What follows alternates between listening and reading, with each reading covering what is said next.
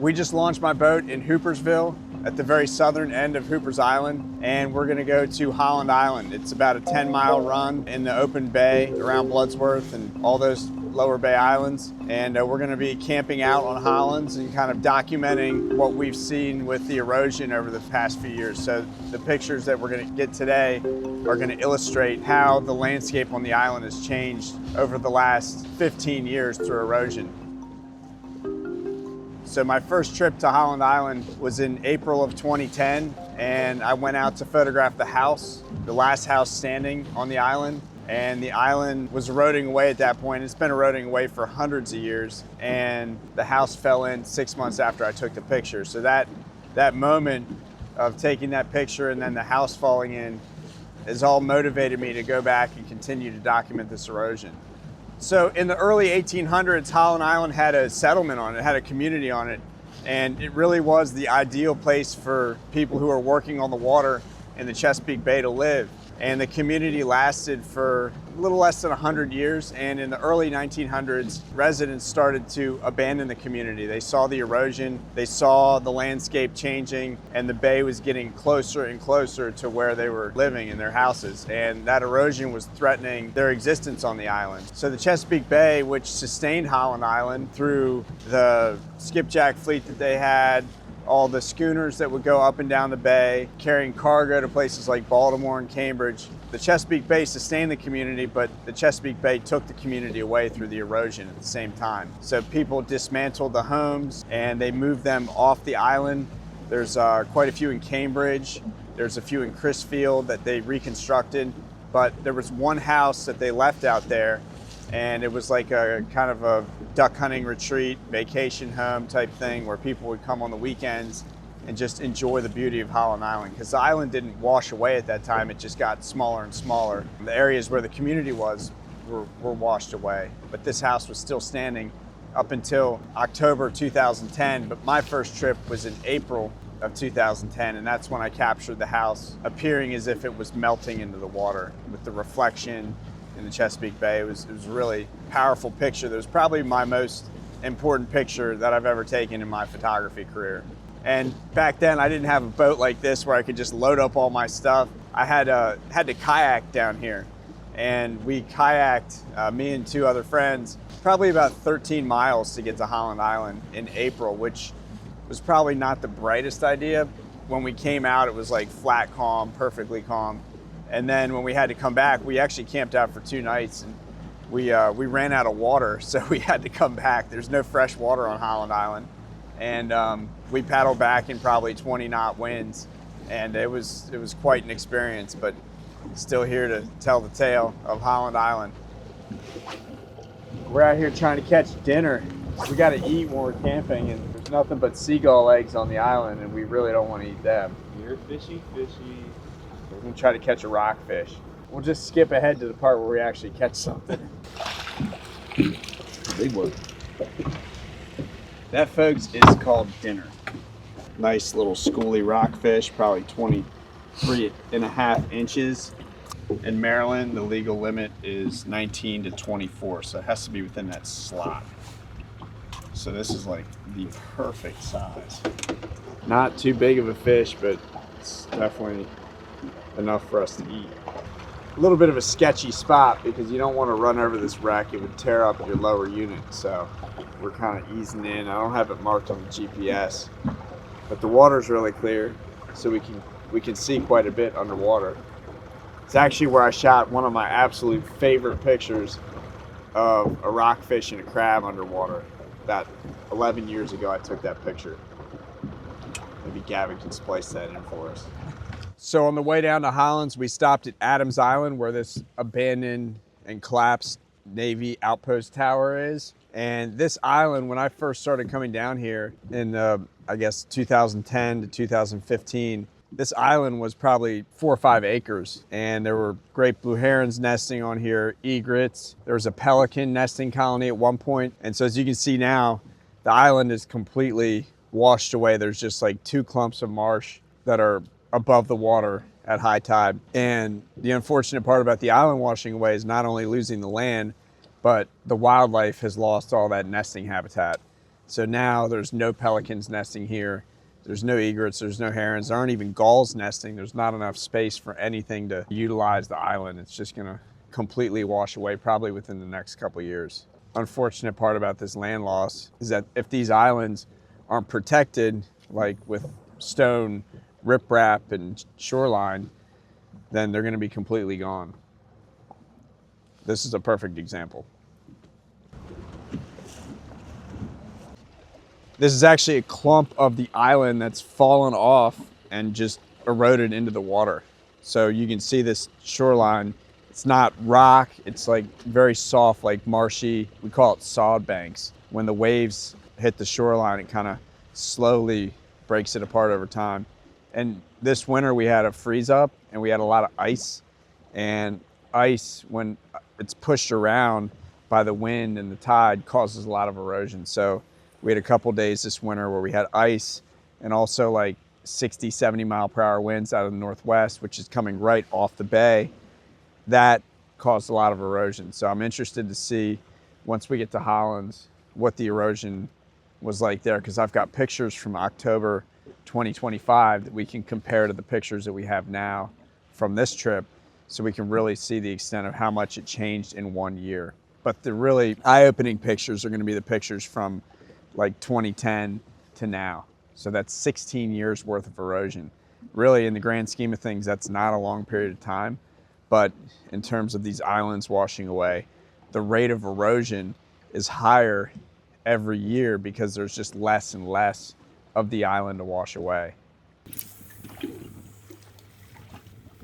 Around 1850, the first large community of people on Holland Island really started.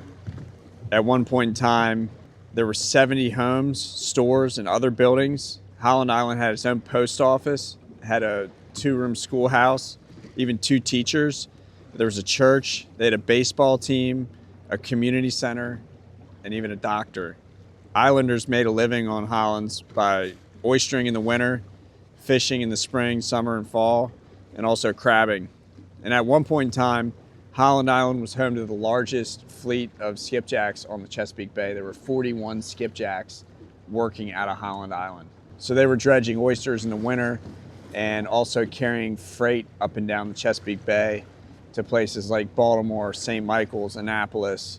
All these ports along the Chesapeake Bay, these boats from Holland Island would work up and down the bay carrying produce like watermelons or livestock and all kinds of different stuff. So that was at a time when, you know, modern transportation didn't exist, and this was really before railroads were even that prevalent in the Chesapeake region. So transportation by water was what made Holland Island a community and what made the economy of Holland Island work. In 1910, the island had about 360 residents, which made it the 3rd largest inhabited offshore island in the Chesapeake Bay, next to Tangier and Smith Island. Smith Island and Tangier are still inhabited, but their populations are diminishing. But at one point in time, Holland Island was right up there in terms of population with Smith and Tangier. Smith Island is only about 10 miles to the south of Holland Island, and then Tangier is about another 10 miles south of Smith Island. So if we do get real hungry and we run out of food on this trip, we can always go to Smith Island to get the cake. I think they'd let us in. They'd probably feel sorry for us. And they kind of expect me to do crazy stuff like this. Like, they wouldn't believe that I was camping out here. They think I'm absolutely nuts for doing this, which, I mean, to me, it's not that crazy. We have arrived here at Holland Island. We started unloading some of the stuff onto the beach, and now Jay and Garrett are scouting a spot to camp tonight. Home sweet home. This tent's been through it. It's been all over the Chesapeake Bay, been to Yellowstone, been to the Bahamas. Tent's probably older than you guys are. Got the boat over here, anchored for the night, and camp set up over here. So we're just looking along the shoreline for different remnants of the old community on Holland Island, both European settlements and Native American settlements. You'll find bottles and clay jugs and all kinds of pottery and colonial stuff here. But you can also find, if you're lucky, you can find an arrowhead or a spearhead from the Native American communities. So you never know what you're gonna find. There's a ton of sea glass, ton of broken pieces and stuff like this, like pots, and this is the bottom of like a clay jug, but not intact, not something we want to take home, but all remnants of what was here. You really have to have a keen eye to find an arrowhead or a Native American point. That's an eye that I don't have. This western side of the island here, facing the Chesapeake Bay, this is the side of the island that's faced the most serious erosion because you're exposed to the open waters of the bay. And any wind out of the west, even like we have today, even today there's a little bit of erosion. So any wave action is causing the shoreline to wash away. Just obviously more when there's more waves. All these bricks are remnants of the old community on Holland Island. These were likely foundations of the old homes that were left after people dismantled the houses and moved them off to the mainland. So that happened in about 1910 to 1915. So during that span of time, people were abandoning this community because their homes were washing into the bay. And you can see most of the homes were along this western shore of the island. It was like a ridge, and that was the area that was subject to the most erosion from the Chesapeake Bay. One thing that I always find on almost every trip out to these islands is these mylar balloons. People just let them go and they fall and then go into the water and wash up on shore. It's unfortunate, but try to pick a few up every time and clean them up and leave it better than we found it. So this is the third one we found on this trip. This is a piece of dredging equipment that was brought out here by Stephen White, probably in the 90s. And Stephen White is a man who was from Deal Island. He lived in Winona. He had relatives that were born out here, raised out here. Some of them are in the cemetery that's over in that clump of trees. And Stephen, at some point, acquired ownership of the island, and he wanted to save the island. It was his passion, it was his life project. So he spent pretty much all of his money on this dredging equipment and like skid loaders and bobcats and stuff where he could move sand around and create rock barriers to prevent erosion, to slow it down. And unfortunately, Stephen, he passed in I think around 2021, and all the equipment that he had, he left out here. He kind of eventually became too old to come out here all the time and work on the project, but it was an example of how Mother Nature in the end really wins. Stephen invested thousands and thousands of dollars on all this equipment to save this island. What we had terrible luck. We had 3 hurricanes in 3 years, I think, and it did a tremendous amount of damage. So you purchased all this equipment and then brought it out there. Were you operating it too? Yeah. Wow. Yeah, And this was all, and you financed everything yourself. it's life savings. Yeah. Wow. And we got a little bit of some contributions. I had this is a barge here. We had a barge given to us. We brought it down there and sunk it to create a barrier. But it wasn't too long after that we started having those hurricanes, and they did a terrible job on the surroundings, on the house and the shore. So we set up our tents on the southern end of the island, kind of picked a spot where we could put the boat in the lee of the wind so the wind blew it off the shoreline. And now we're headed up to the northern end of the island to check out the site where the house once was, and also the cemetery that's in the northernmost clump of trees. Keep going. That's good.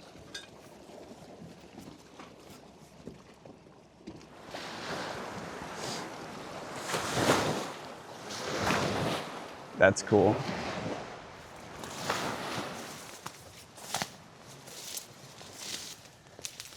Now this is one of the 2 cemeteries that's left on the island. This is the northern cemetery, a kind of piece of high ground here. You can see there's some hardwood trees, but not much left.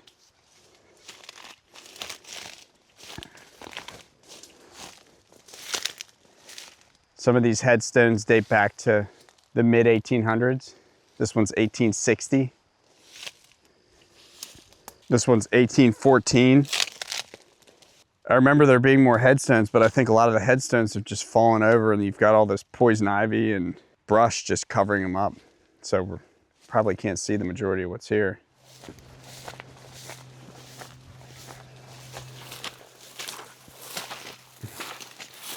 So this is the other cemetery on the island, out in the marsh. There's a picture of this in my book. This has more graves than the other cemetery. And you can see a lot of these names in here are all very similar. Todd was a very prevalent name on Holland Island, T-O-D-D, and still a prevalent name on the Eastern Shore. Margaret Todd, Isaac Todd, born 1832. Here's the fence here, that's neat. I'm 38 years old, and I believe that with the amount of change that I've seen in the last 16 years of coming here, I think that this island will be gone within my lifetime. It's sad. The reality of it is sad, but the landscape on the Chesapeake Bay and these islands has been changing for thousands of years, and we're just seeing it change at a more accelerated rate. If you look at the dates on a lot of these headstones, you'll notice that a lot of people were born here in the early 1800s and died in the mid to late 1800s. And that's kind of when the peak of this community was, in the late 1800s. Also coincided with the boom and the peak of the Chesapeake Bay oyster industry back then. This was kind of the epicenter of the Chesapeake Bay oyster industry. Oh, I know this guy's relative. Oh, really? Yeah. So Nicholas Pally, he's related to quite a few people that still live on Hooper's Island and in Dorchester County. So I'm taking a picture of this and sending it to my friend Reggie Pally, who's probably some distant great grandson of Nicholas Pally. So a lot of the people who lived here, their families are still in the area. This is a hawk. It's basically a buoy for the end of a crab pot longline. So I've got a whole collection of these in my backyard. Found some buoys, probably from crab pot singles and crab pot long lines. I'm gonna use these for my catfish rig next year. So this is my book, Island Life. That's all about the islands that are inhabited and also the islands that were inhabited in the Chesapeake Bay. And Holland Island was included in that. In fact, Holland Island was kind of my first shoot for this book. I didn't even know that I was making the book at the time, but the trip to Holland Island that I took in April of 2010 to photograph this house ended up being the most important picture in this book. So to me, the last house on Holland Island, reflecting into the calm waters of the bay 6 months before it collapsed, became kind of a historical moment for Holland Island and for the islands of the Chesapeake Bay. So when this fell in the water in October of 2010, we lost a piece of local history, and the island has continued to wash away since then. So since coming out to the island in 2010, I've been documenting the erosion on the island with my drone and documenting, the shoreline and how it's been changing with the drone is a very effective way to tell the story of how the island's changing. So I try to come back here every year and photograph the island from this same exact angle. So the purpose of this trip out here is to photograph, this was taken in 2018, June 2018, so to photograph the island 8 years later. So we'll show you an image of the island in 2026, 8 years after this was taken. But you can really see the erosion on this western side, like almost this whole peninsula that was here. It's just cut into pieces from the erosion. But on the eastern side, you really don't have a whole lot of erosion. This was an excavator that was in the water just right here, pretty much gone now. And this is a portrait of the guy that we were talking about, Stephen White, the man who owned the island. And I took this in 2020 of Stephen. Stephen lived on Deal Island, which is pretty close by. But Stephen was the one who was basically dedicating his life savings to try to stop the erosion on the island. And ultimately, Stephen, sadly, he failed and Mother Nature took over. But he brought all this equipment out, this barge that you see over here by the house, the excavator, the dredging material. And he was really trying to save the island. He had family that was out here in the mid 1800s, so that was his connection to the island. There's a barge that's fully submerged here, a couple pieces of metal sticking out, but this is where the last house on Holland Island was. And the house fell in October of 2010. kind of collapsed upon itself. The bottom became super saturated with water and it got real windy, and then the house just collapsed. So this is exactly where it was. At one point in time, the main part of Holland Island and this were completely connected by a ridge, but over time it eroded away, and now there's essentially nothing left. So after the house fell in the water, Stephen White, the owner of the house, he burned the house down to kind of prevent all that trash and debris from going into the bay. And Stephen sent me these incredible pictures that really have never been published anywhere of the house burning down. So we haven't put these out, but these are pretty remarkable shots of how he decided to get rid of the destroyed house. This is the gravestones in the cemetery that we just visited, and that's changed quite a bit. There's less vegetation than there was back in 2010 when I shot this picture. This was shot in May 2010, and this was also shot in May 2010, and you can see the house in the background of this pelican nesting colony.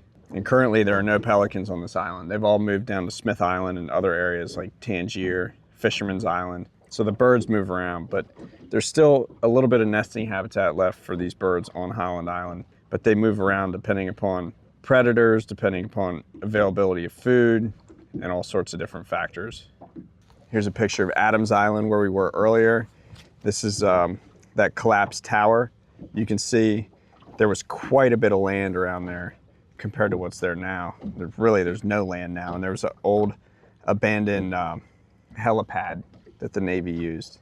This is a bomb underwater near where we were fishing on that barge.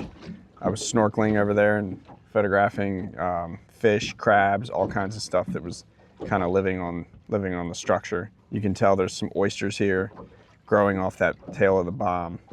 The Department of Defense called me after they saw this picture to make sure that I was okay, and I asked them if they thought my photos were the bomb. It's a photo bomb, right? Here's some other islands in the bay. This is Watts Island. This is another island further south of here. This island is also washing away.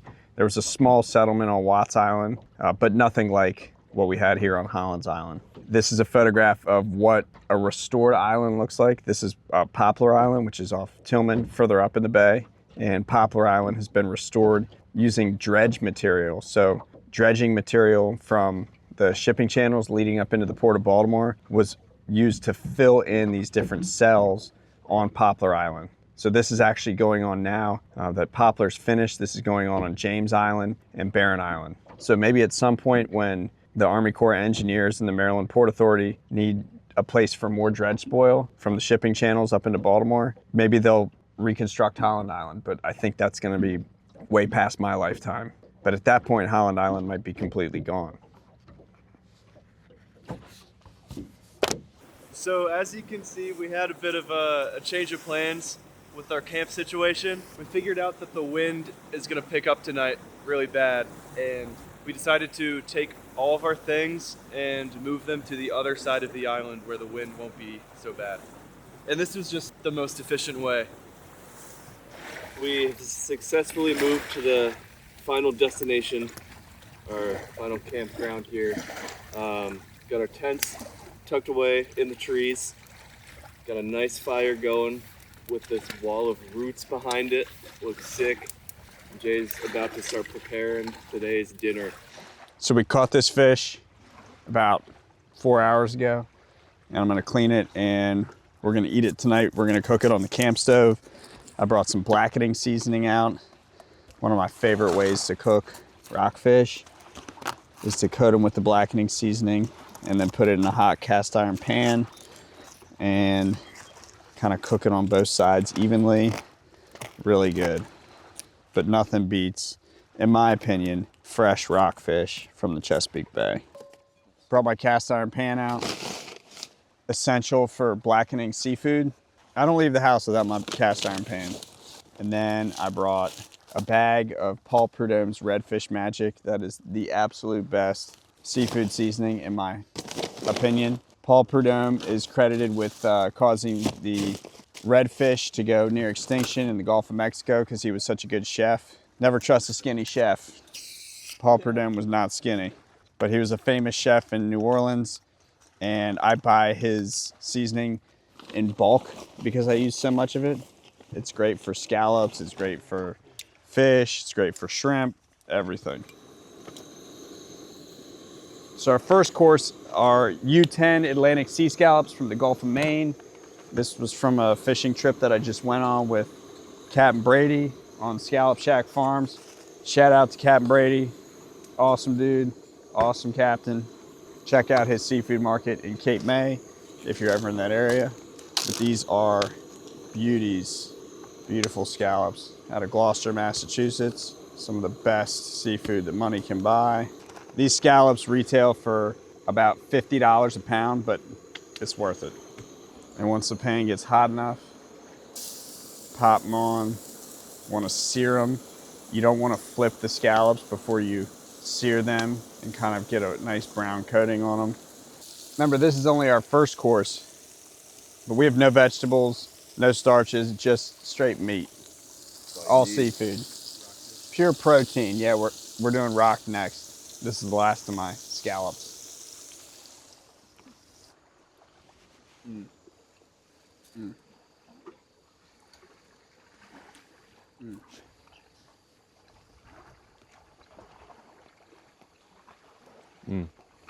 Terrible. I'm not even lying when I say this is probably the best scallop I've ever had in my life. Nothing like it. Nothing like it. So we ran the boat an extra 10 miles south from Holland Island to Smith Island to get the iconic Smith Island cake. This is an 8 to 10 layer cake with usually vanilla cake batter and chocolate fudge icing in the middle. It's actually the state dessert of Maryland, and we had to stop at Harborside and fuel up anyway, so we figured why not have dessert when we're out here and live large. So we got Smith Island cake. It's amazing. Don't eat this when you're on a diet.